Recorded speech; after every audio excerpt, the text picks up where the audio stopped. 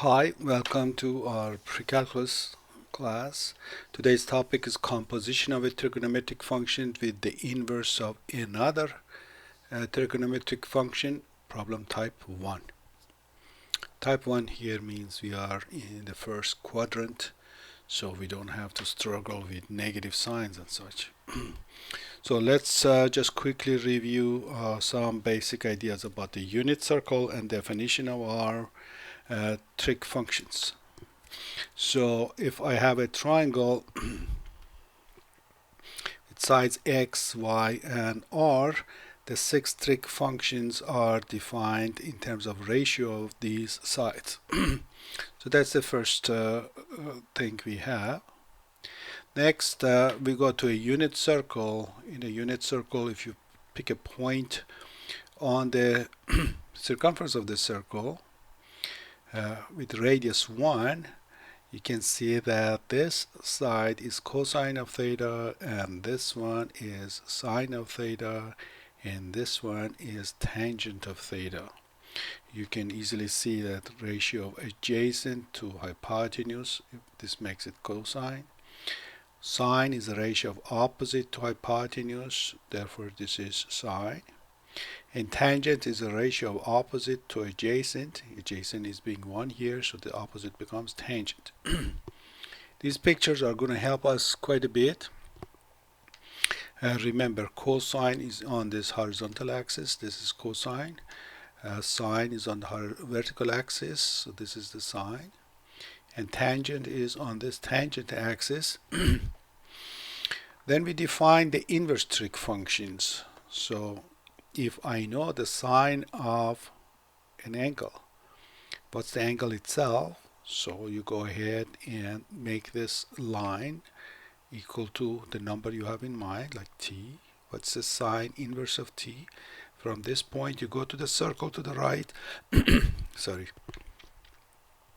Connect to the origin. This angle is sine inverse. We stay in the range of these yellow angles here from minus pi over 2 to pi over 2. Is that right? Next, cosine inverse. You want to visually look at cosine inverse. If you have a number in mind, like a t, you go straight up until you hit the circle, connect to the origin. The angles that forms here is cosine inverse of t. The angles here have to be chosen from the angles up here from 0 to pi. Next, tangent. If they give us a number and ask us what's tangent inverse of that number, to visualize it, we draw this line here, tangent to our unit circle. Pick a line equal to the number you have in mind, connect to the origin, and this angle is going to be tangent inverse. And once again, the angles have to be chosen from minus pi over 2 to pi over 2 in this yellow region. So, what is it that we want to do here? Here, look. Let's take a look at type of a problem. So we have inverse of a trigonometric function comes into the play. This is like this inverse function. This inverse function is applied to some number. So we have some number, apply inverse trig function to it, and then we come and apply another trig function to it. Here's the second trig function that we have in mind. The previous lectures, these two were the same, but now we are insisting on different trig functions coming into play. Notice that the trig function is on the outside and inverse trig is on the inside. The reverse of that would not make good sense, even though you could try, but nothing simple is going to come out of it. Okay, how do we answer this type of question? Best thing to do is by a visual approach. It's possible to make formulas for these things, but there will be 15 formulas. It's not going to be fun to try to memorize and negotiate through, and it's not all that fun either. Best thing is to have a picture. So tangent inverse of a number, how do we approach that?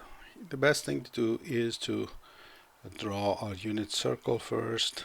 Okay, so here is a unit circle. Then I draw the tangent axis. Tangent axis is this axis I'm drawing here. So unit circle and the tangent axis. Let's call this thing tangent axis. I draw my horizontal axis here. That's going to be my x-axis. Let's try it again.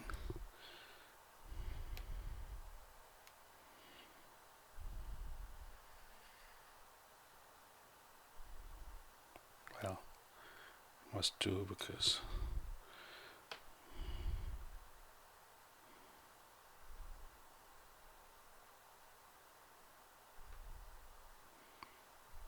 I guess handshaking that comes with old age is not all that fun. So let's draw, let's continue this.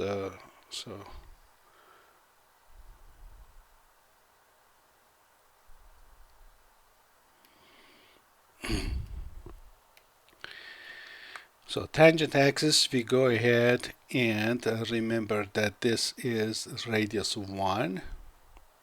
So 3/4 will be somewhere here. We don't have to be precise, just to eyeball this thing. 3/4 on the tangent axis. So this is 3/4.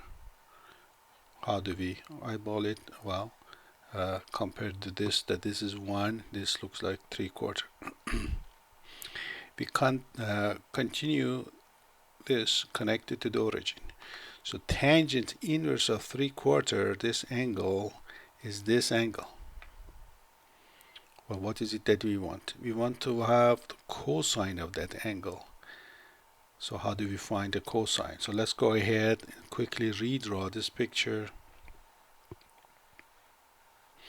So this is the radius, this is 1. This is 3/4. If I want to have cosine, I need to figure out what this hypotenuse is. Well, we can apply the Pythagorean theorem and everything is going to be quite straightforward. You can apply the Pythagorean, find this, and then for cosine of this angle, the ratio of the adjacent to hypotenuse would do. From my experience, I know that students get into a bit of a hard time dealing with these fractions. So here's my recommendation. Take that picture and blow it up. So multiply all of your dimensions by the denominator that you see. So this 1 becomes 4, and the 3/4 times 4 becomes 3. And now you have a triangle with whole numbers. Well, these are familiar numbers, aren't they? 3, 4, and this one would be 5. So what is the cosine of the angle theta? This is the same angle, it's just our triangle became bigger.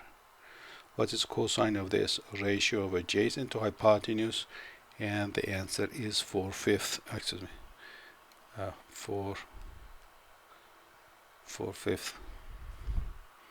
Okay, let's go try a few others, see if we can do this thing quickly.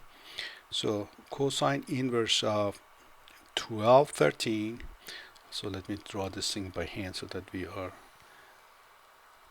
quick. So which axis was cosine axis? You want to pause this video, try to do this thing yourself, and then come back and double check your answer. So you remember this was cosine axis. So what does that mean?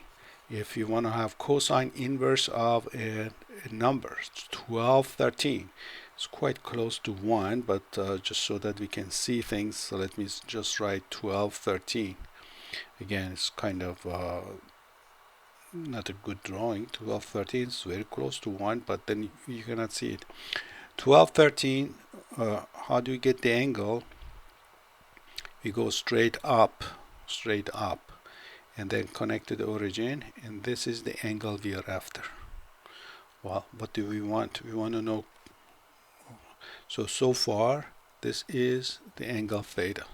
Well, what do I want? I want cotangent of theta. Well, cotangent of a theta is a ratio of adjacent to the opposite. This radius is 1. I know the adjacent is 12, 13. I can apply Pythagorean to find out the other side. It's all straightforward. Again, a fraction typically throws the students off track.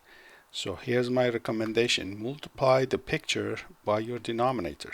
So denominator is 13. When I multiply by 12, 13, my fraction goes away and I get 12. Is that right?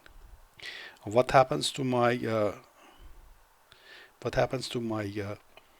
radius that was 1? When I multiply by 13, well, that one becomes 13.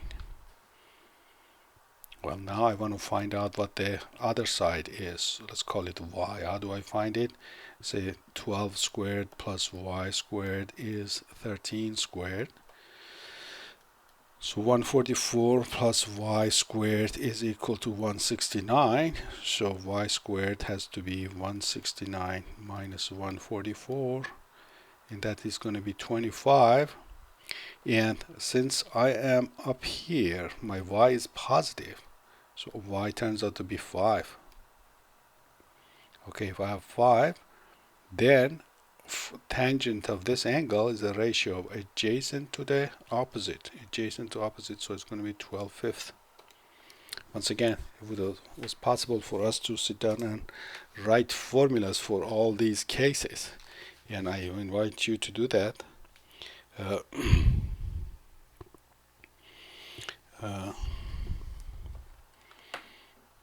But let's do it by geometry. Next example, cosine of sine inverse of 2415. So again, the picture is this. Suppose I ask you, show me sine inverse of 2415. What do you do? So okay, here is my unit circle. These are my axes. This is sine. This is cosine axis. This is sine axis. What does that mean? Well, if you have 2415, again, it's a number very close to 1, but let me draw it here. So this is supposed to be 24/25. How do we get the angle? We go straight to the right until you hit the circle, connect to the origin. This is the angle we are after.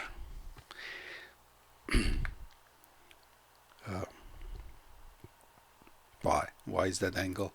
Well, because radius is 1. That is, this length is equal to that. And sine of an angle is a ratio of opposite to hypotenuse. Well, opposite, we just made it 24/25. And hypotenuse is the radius of unit circle, which is 1. And so the ratio is exactly what we want it to be. And therefore, this is the angle. Okay. What do we want from this angle? We want to find cotangent of this. Cotangent is a ratio of adjacent to the opposite. So what do? I can operate with just as it is, and the other one is to blow the picture up so that I get rid of my fractions. Okay, the only reason we do this thing is not to make mistake with fractions. So I blow it up by what factor? I'm going to blow it up by a factor of 25. So my radius, which is 1, is going to become 25. Opposite, which is 24/25, is going to be 24. And now all that I have to find out is what is this side. Let's call it x. So x squared plus 24 squared is going to be 25 squared. So x squared is you square and subtract. Everything in these problems are positive, so we don't have that complications. It just turns out to be 7. So what's cotangent of theta? Is the ratio of adjacent to opposite, which is going to be 7/24, and so on. Here's another one. What's a cosecant of tangent inverse of 12/15? Okay, so let's do again quickly draw our unit circle. So this is my unit circle. Draw, since this function is tangent, it means we are dealing with this one. This is the tangent. 12, 15. 12, 15 is going to be, well, this is 1, this is 2, 12, 15, somewhere here. So this is 12, 15. Let me color it. This is 12, this is 12, 15. 12 fifth. Connect that to the origin. That is the angle we are talking about. This is angle theta. Its tangent is 12 fifth.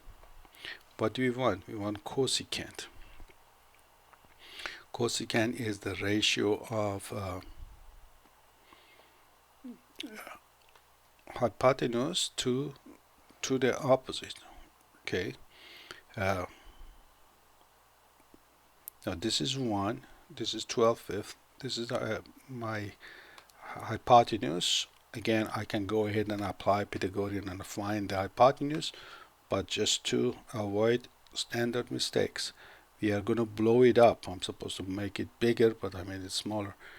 Blow it up by what? By a factor of 5. So 1 becomes 5, 12 fifth becomes 12. And what would be the hypotenuse in that case? 5 squared plus 12 squared is equal to what squared? So you have seen this problem many times. 25 becomes 169, and that gives us 13 for this side. So what is the cosecant of this angle for me? Ratio of HG's, ratio of hypotenuse to the opposite, is that right? So it becomes 13 over 12. Ratio of hypotenuse to the cosecant of theta is hypotenuse to the opposite.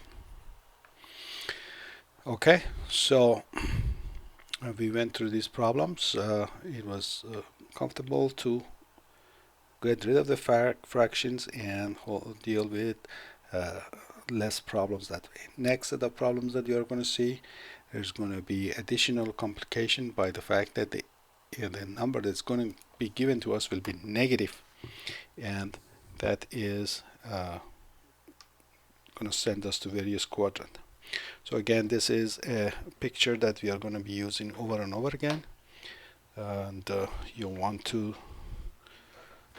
practice it, understand all the components of it, and become comfortable with it. Until next time, good luck and God bless.